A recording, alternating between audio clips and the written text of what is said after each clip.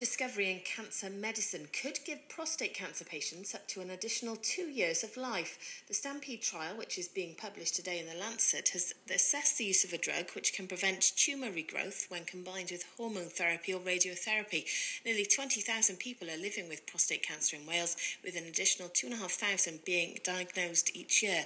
Well, let's speak to Dr. Jason Lester, who's one of the lead researchers on this study. Good morning to you. Good morning. Right, how important is this study? I think this is probably the most important study in men with advanced prostate cancer in the last 20 or 30 years.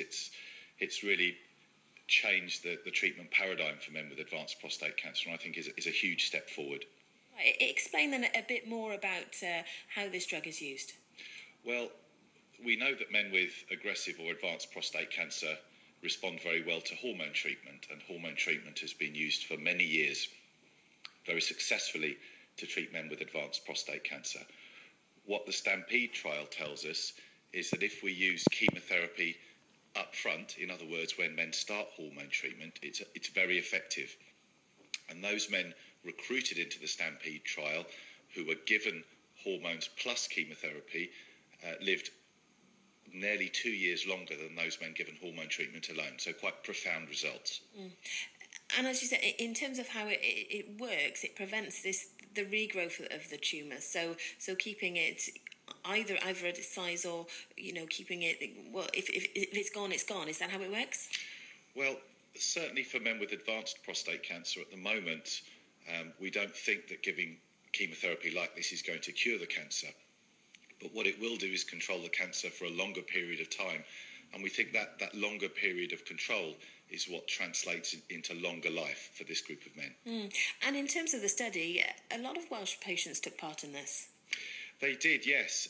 I've only come into the study relatively recently, and a lot of the credit needs to go to researchers across Wales who were taking part in Stampede for several years before I actually joined the trial. But many of the patients recruited are actually Welsh patients, yes. So it is still a trial at the moment. How far off are we from it being rolled out further? Well, the Stampede trial began back in 2005 now, and it continues to run. It's the largest trial ever in prostate cancer. I think we have over 5,000 men recruited at the last count.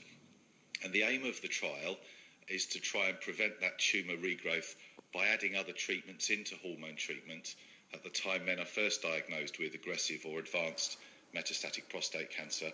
So it's an evolving trial, and we've looked at the question of whether chemotherapy is beneficial. We now know it is.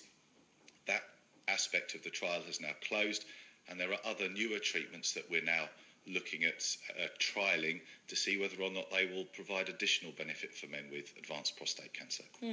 What about the question of cost? Is this an effective way in that sense of treating the condition?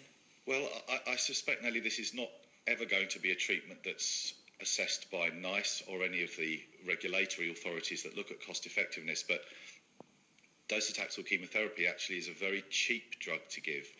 And with the huge improvement in survival that we've seen in the Stampede study, I have no doubt that this is a very cost-effective treatment.